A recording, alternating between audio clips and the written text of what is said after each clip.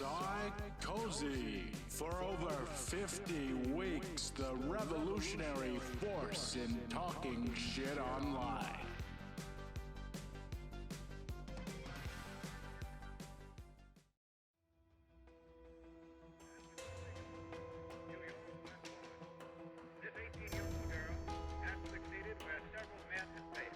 In our previous video, we traced the origins of pro wrestling's most notorious trio, Ed Strangler Lewis, Billy Sandow, and Joseph Toots Mondt, who became known as the Gold Dust Trio. With a blend of their athleticism, business acumen, and the influence of showmanship into the product, they reshaped the sport of wrestling from gritty, long-winded contests into spectacles that captured the attention of audiences across America. Today, in part 2, we're going to dive into how they use their innovative approach to control bookings, dominate their competition, and create a monopoly on the World's Heavyweight Wrestling Championship.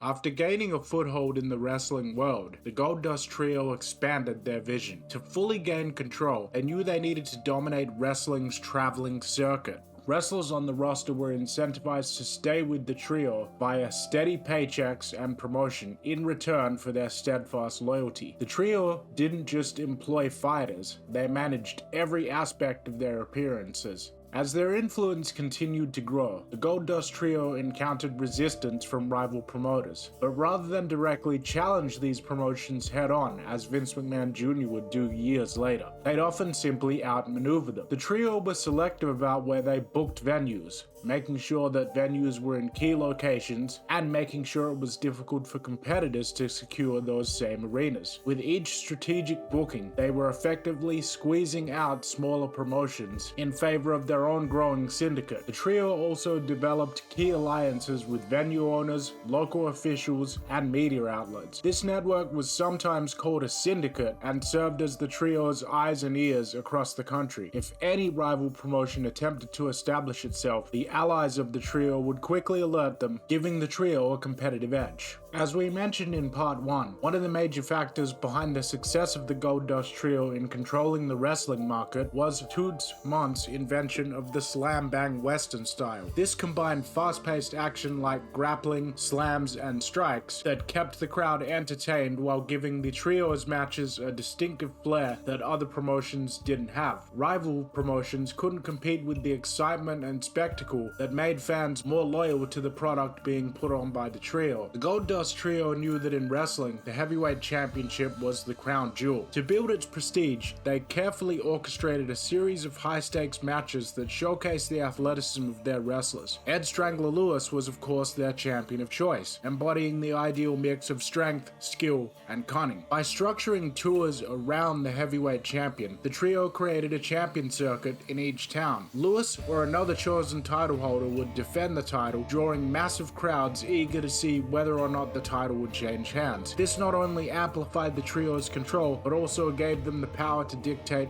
when and where a championship bout would take place, a decision crucial to maintaining suspense and maximizing profits. Behind the scenes, the trio managed contenders, carefully selecting challengers and even predetermining the outcomes to ensure matches remained competitive yet unpredictable. With this formula, fans felt like they were witnessing some sort of epic struggle, while in reality, the Gold Dust Trio maintained full control. By scripting things like close calls and hard-fought battles, they heightened the champion's credibility and kept crowds returning for more to see if the champion would be dethroned. With a dominant heavyweight champion, national tour schedules, and exclusive wrestler contracts, the Gold Dust Trio effectively monopolized the sport of professional wrestling. Wrestlers knew that working with the trio meant security and fame, while working against them meant losing access to the most lucrative matches and the biggest audiences. Local promoters, radio stations, and newspapers soon came to realize that supporting the trio's shows was far more profitable than supporting independents. This extended their control to the very perception of wrestling. Soon, the Gold Dust Trio's matches were synonymous with real wrestling in the eyes of the American public.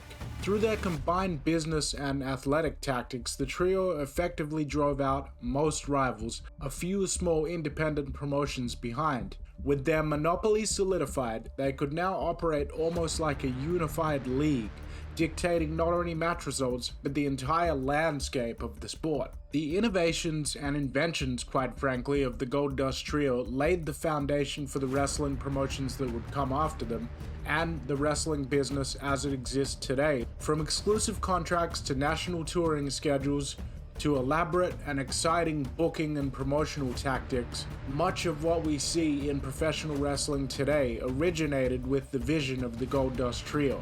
The approach of the trio ultimately demonstrated that wrestling could be as much about business and storytelling as it was about sport. The trio's legacy is a reminder of how skillful promotion and showmanship can turn any sport into a cultural phenomenon. The Goldust Trios were not without controversy, and their tight grip on professional wrestling eventually faced backlash. Their legacy endures as a testament to the power of vision, strategy, and control of monopolization. In part 3, we'll explore how cracks began to form in the trio's monopoly, leading to their eventual decline and the evolution of the wrestling landscape as they knew it. Thanks for watching, guys, and remember to like, comment, and subscribe for more videos from Sarkozy.